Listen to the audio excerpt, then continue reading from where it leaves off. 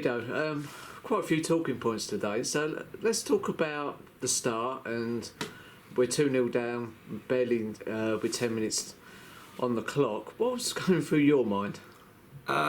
Frustration.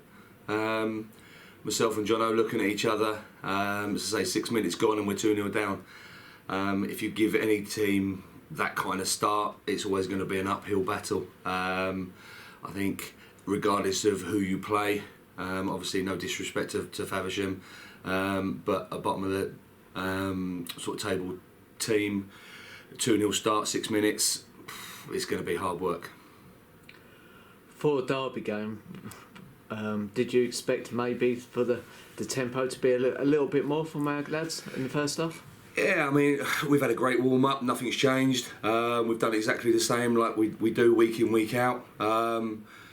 But I don't know, just something, it just didn't, we didn't get started. We didn't come out the blocks as we wanted to. You know, we knew it was a derby. We were right up for it. We've done little extra bits and pieces in the changing room, but I don't know. It just something didn't really click, and you know, you switch off, and as much as it's Faversham at the bottom, or you know, whoever it is, the same happened at Corinthians. You switch off, you can see goals, and as I say, 2 goals in 6 minutes. A massive kick in the teeth. Would you say that's one of the things that we've learnt this season, is that the step from step 5 to step 4 is you make a mistake, you're going to get punished now? Yeah, absolutely. I mean, last year, I wasn't involved in the first team last year, but obviously you talk about it and you hear what went on and etc. And no, not taking anything away from the success that the club had last year. But yeah, if you make mistakes this year in this season in this league, the teams are going to punish you. And you've only got to look at where everybody are in the league. You know, there's minimal points that separate across a lot of teams, and everybody's beating everybody. And if you don't take your chances one end and concede the other, you're always going to be up against it. I suppose the good thing for us is that we pulled it back to 2-2 before you went in at half time. Did that change the emphasis of the team talk? Yeah, listen, it was to go again. I talk about 2 goals down in 6 minutes. What we've shown is character. We've shown character. We've started to get the ball down. We didn't panic.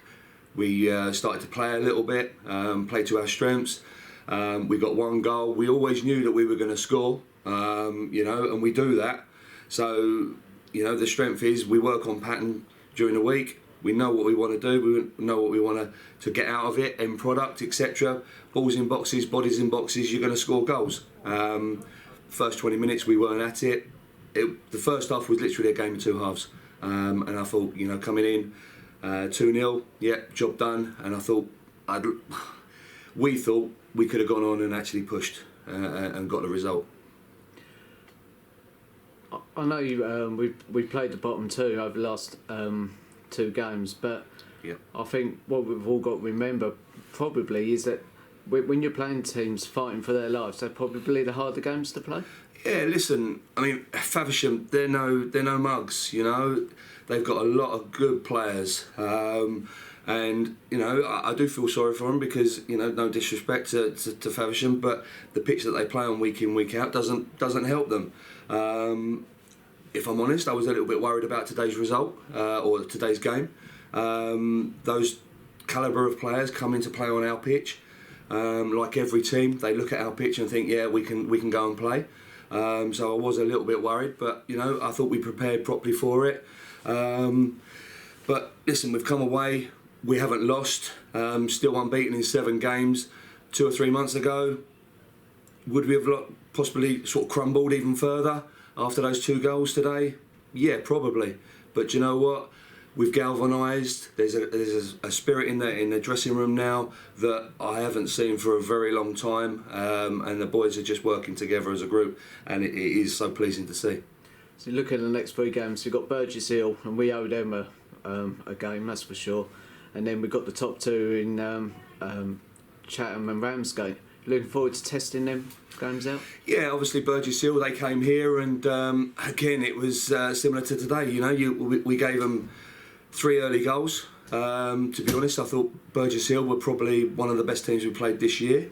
If I'm honest, they got around us very quickly, got the ball forward quickly, and got players around us. We didn't win second balls.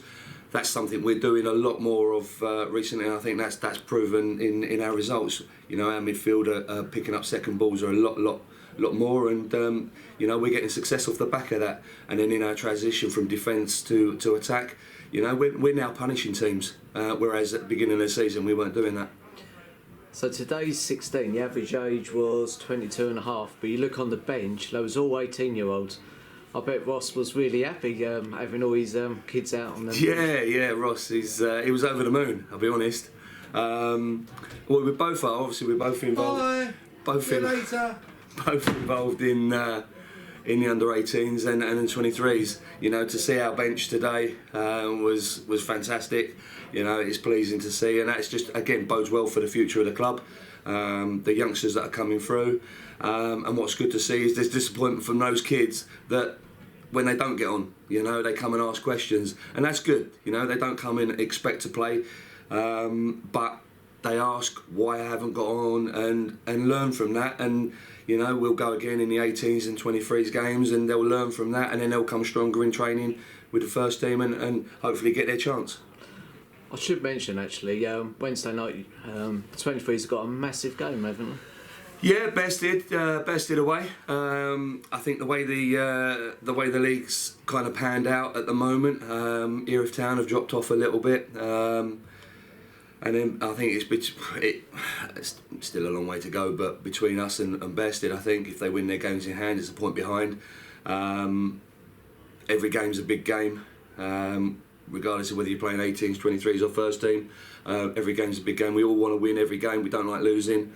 So it'd be nice for us to go to the game on Wednesday against Bested, try and show what we can do like we have in every game. You know, we'll give some youngsters some good opportunities to get involved in the under 23s and give them good experience. And then I say the older boys, 19, 20-year-olds playing in that development league, but that's what it's all about. It's a development league, isn't it? As I say, it only bodes well for the club going forward. And I suppose if the 12th man, i.e. the supporters, can go over and help cheer the lads on, that give them that extra boost. Yeah, obviously. I mean, the supporters are a massive difference, and you know, and I'll put on record. Today, you know, again, the fans were fantastic, and we thank them week in, week out. Couldn't do it without them, I'll be honest. It's so nice to hear them get behind us. But yeah, for the 23s, if anybody's passing Bested, as hard as it is to get to that ground sometimes, but if you're passing, pop in, come and support us. It's always nice to see a friendly face. Cheers, Beardo. You're welcome, Lee.